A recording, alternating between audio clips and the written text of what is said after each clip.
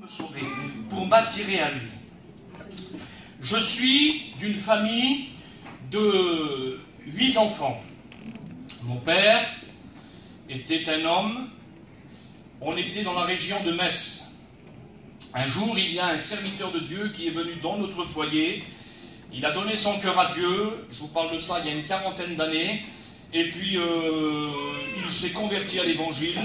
Par la suite, Jésus a fait un grand miracle dans notre foyer, il a guéri ma mère.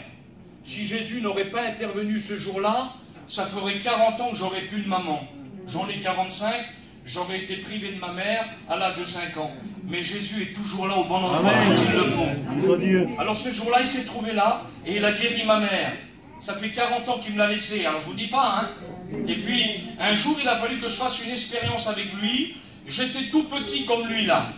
Et puis un jour, mon père, on était autour de la table avec mes parents, 7 garçons, une fille. Et puis un jour, mon père est devenu pasteur par la grâce de Dieu. Hein, Dieu l'a appelé à le servir. Et puis, je vous parle de ça il y a très longtemps. Il n'y avait pas beaucoup de chapiteaux à l'époque. Hein, il y avait voilà, des petites toiles de tente vers les frères Loubet, vers le frère Chiquette, là, mais il y en avait 3 ou 4 dans la France entière, pas plus. Hein. Et puis, un jour, mon père, il a eu l'idée, parce que c'était un serviteur de Dieu, et il voulait que tous les âmes soient sauvées. Les Espagnols, les Catalans, les Yédis, les Manouches, les Gadgets, tous ceux qui voulaient accepter Jésus. C'était quelque chose dans son cœur. Et puis, il a dit à ma mère, la petite vieille, alors nous, on était comme ça, grands comme lui, là.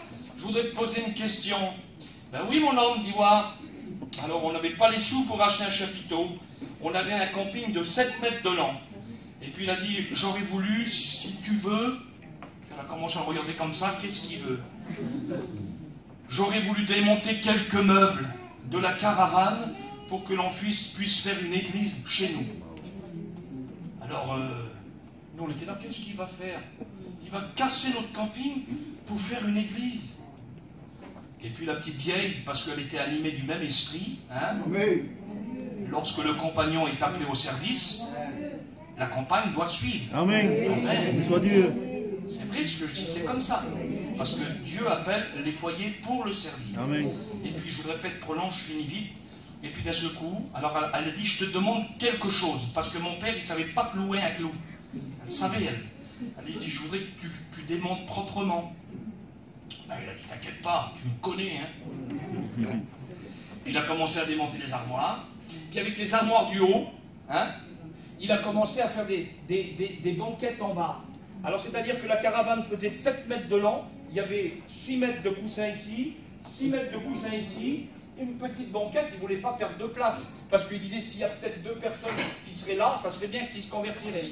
Et puis il avait laissé, pour ceux qui ont connu les caravanes de très longtemps, il avait juste laissé le lit coulissant, hein, c'était un lit qui se rabattait, voilà. Et puis nous, imaginez-vous, hein, 8 enfants et les 2 parents dans la caravane. Et puis moi, grand comme lui, là, lorsqu'on disait « C'est où la réunion ce soir ?» Alors moi j'étais petit, j'ai dit « C'est chez moi !» Soit Dieu, amen. C'est dans mon camping. C'est dans mon foyer que Dieu va bénir. Amen. C'est dans mon foyer que Dieu va changer les vies. Soit Dieu. J'étais fier, moi. Mais je n'étais pas sauvé. Vous comprenez, hein? Il y en a peut-être que Dieu travaille dans leur foyer, mais ils ne sont pas encore sauvés. Oui, mais Seigneur, il a sauvé ma femme, mes petits. Oui, mais toi, tu n'y es pas encore. Amen. Et puis,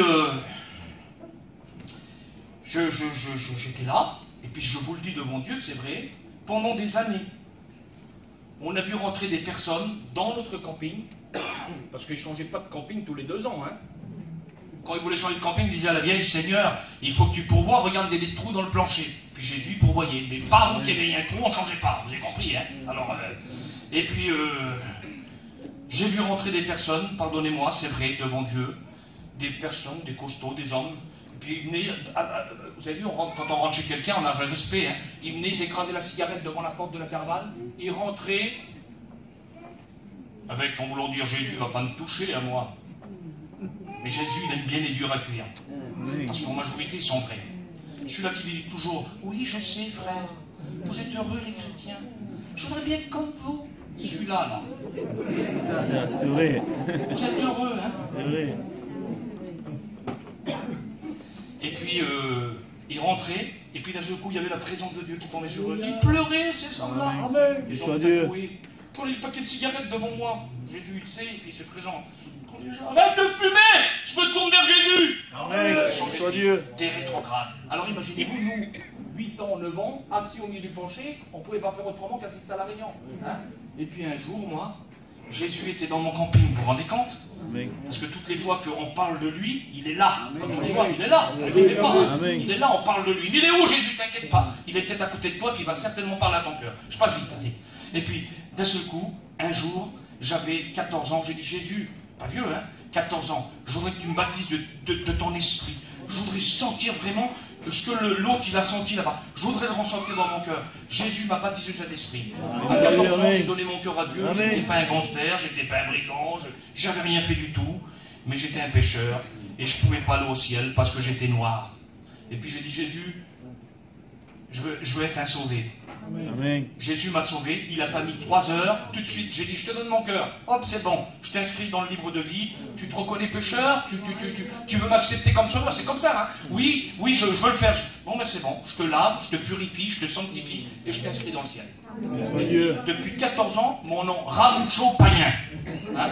Ramucho, il y aura des païens au ciel, excusez-moi, mais bon, si vous êtes jaloux, Ramucho Païen, il est inscrit dans le ciel. On avait un nom, ne vous inquiétez pas, c'est Ramucho Païen.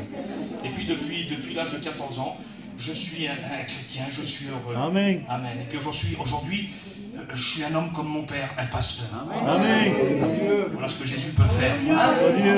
Alors tu vas peut-être pas devenir un pasteur parce que tu veux pas, mais t'inquiète pas, déjà qu'il sauve ton âme et que ton nom soit inscrit, Santiago, Lopez, je sais pas ce que tu veux, mais au moins.